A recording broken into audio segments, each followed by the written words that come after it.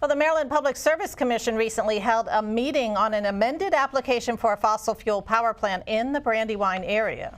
The proposed Mattawoman plant has upset many community members as well as environmental activists. And joining us now to discuss the issue is Dr. Henry Cole, an environmental and atmospheric scientist. And welcome. We've had you here before on issues, important issues such as fly ash, coal ash waste. Yep.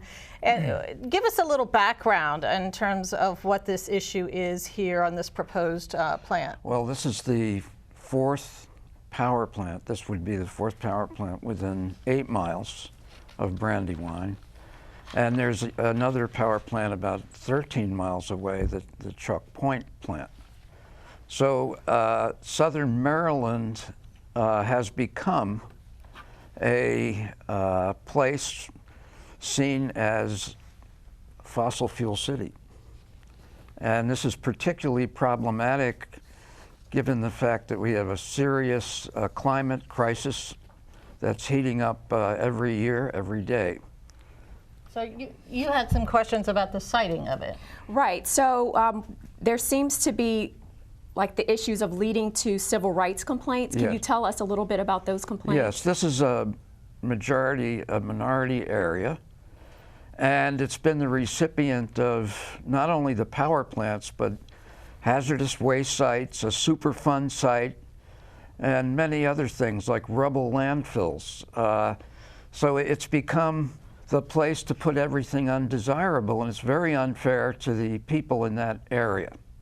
So tell us a little bit about their series of issues that you have concerns about. Let's start with air quality. Right.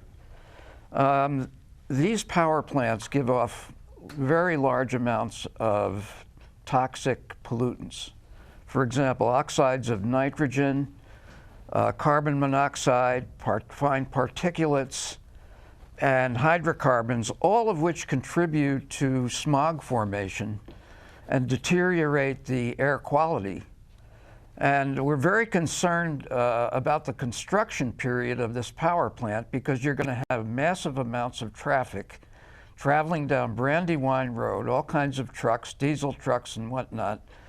And that was not considered when the Public Service Commission considered the environmental impact statement. The Brandywine Elementary School is at ground zero. So you're going to have very young kids exposed to a lot of this pollution unless this project is stopped somehow. Right, and so another fossil fuel plant is actually completely opposite to where, in general, the world is trying to go, with really trying to turn more to renewable energy sources. Well, the state did a great thing, the legislature. There was a mandate that by 2030, 50% of the electricity must come from renewable sources. Every time you build a new power plant, it makes it harder to achieve that goal. These are huge. This is one of the biggest power plants in the area. It's 1,000 megawatts. So it makes it harder to achieve what the state legislature has set out as a mandate. And you had mentioned that you have some concerns about pipeline safety that's going to be going on as well as climate change. Pipelines, gas pipelines are known to explode. Even new ones, a case in Pennsylvania, Beaver County, where a pipeline exploded a few days after it was built. So anyone who lives near a power plant and who lives near a power line like this, that's another reason to be nervous. So you've got the air pollution, you've got the traffic, and you've got power line issues, you've got a lot of trucks rumbling through the area, you've got child safety issues.